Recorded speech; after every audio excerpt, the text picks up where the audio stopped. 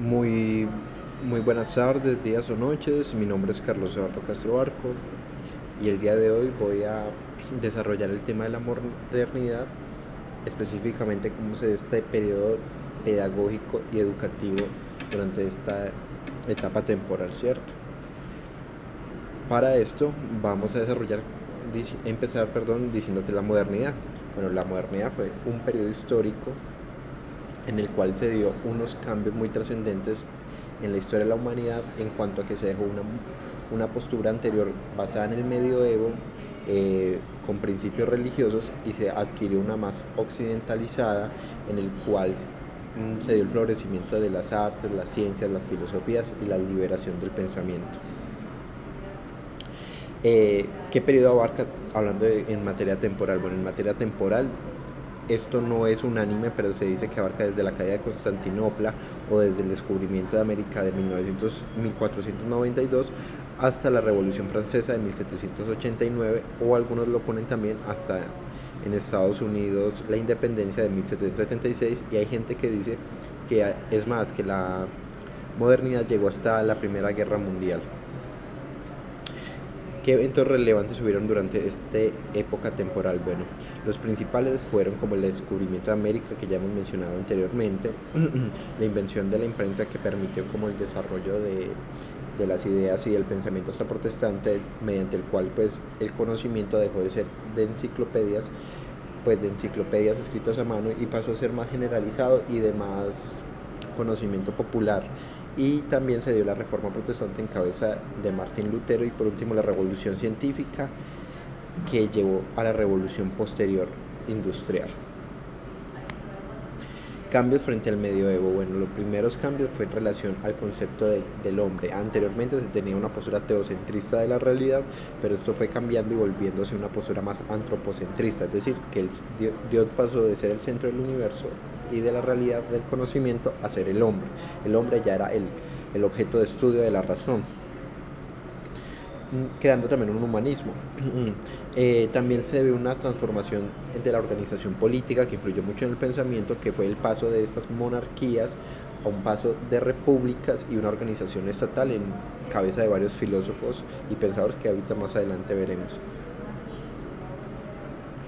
Bueno, dentro de esta época temporal histórica se dio algo que se llamó la Ilustración, que es un poco de lo que ya hemos mencionado, que se dio énfasis a la razón, al método científico, a la indagación, y se dejó un poco a un lado la superstición y las cuestiones de fe.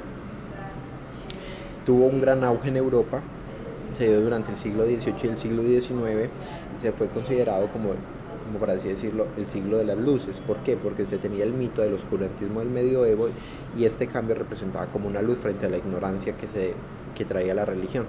De cierta forma se dio una crítica a la religión y cómo ésta desarrolló el pensamiento del hombre. Algunos pensadores relevantes que ayudaron a esta transformación tanto filosófica como política como estatal fue el Montesquieu, el cual por ejemplo fue el que dio la teoría de la separación de los poderes que conocemos hasta el día de hoy, de ejecutivo, legislativo y judicial, y ayuda a la creación del Estado moderno contemporáneo que tenemos hoy en día. También está Voltaire, que fue un pensador francés que hizo gran énfasis en la división de iglesia y Estado, y del pensamiento religioso lo fue apartando del concepto como de hombre. No le dio tanta relevancia como el que tenía. Era un pensamiento más libertario, o sea, más liberal. Por último está Rousseau, padre del contrato social, uno de los referentes más importantes en cuestiones de educación, al escribir un libro que ya veremos a continuación, y fue prácticamente el primer hombre en hablar sobre los estados de naturaleza, sobre el contrato implícito entre la sociedad y sus individuos, etc. Emilio o la educación. Bueno, esto es uno de los libros que, como le dije, escribió Rousseau, la primera obra prácticamente de carácter pedagógico, en tener un desarrollo educacional basado en cómo él se dice que cómo él quería que educaran al hijo y cómo se debería educar al hombre en ese estado de naturaleza, que él decía que el hombre era malo, era bueno por naturaleza, pero al estar en sociedad nos corrompíamos.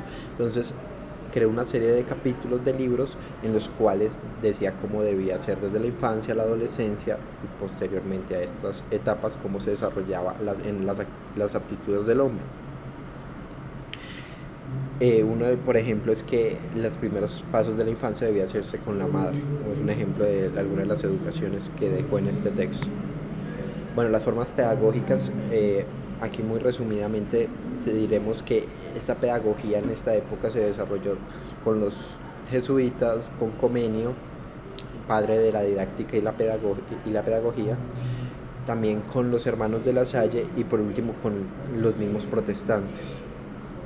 Ya más adelante profundizaremos, pero diremos que en primer momento esto ayudaba como a modular todo el pensamiento de la educación que existía hasta esta época, y muchas de las cosas que nos propusieron ellos llegaron hasta nuestros días. Bueno, entonces cojamos cada uno de ellos.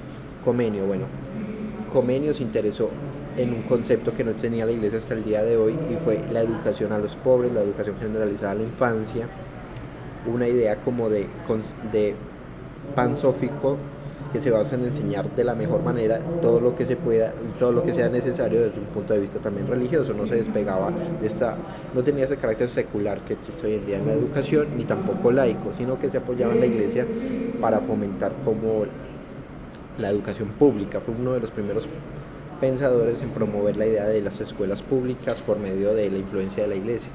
Los hermanos de La Salle también tenían este ideal de la pobreza, entonces mediante donaciones de los más ricos y sin vinculación directa al patrimonio de la iglesia. Es más, el fundador de los hermanos de La Salle también dio gran parte de sus recursos a esta causa. Formaron distintas escuelas que procuraban como la gratuidad de la educación y el esparcimiento de la misma, o sea, que se fuera que se fuera esparciendo por todo el continente europeo.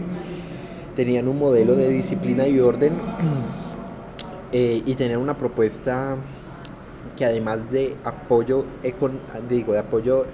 escolar, también tenían un apoyo económico, es decir, ayudaban económicamente a los niños para procurar que tuvieran como una integridad en la educación y que no hubiera inconvenientes por cuestiones alimenticias, etcétera, lo cual fue muy avanzado para la época, ya que eso no se veía anteriormente.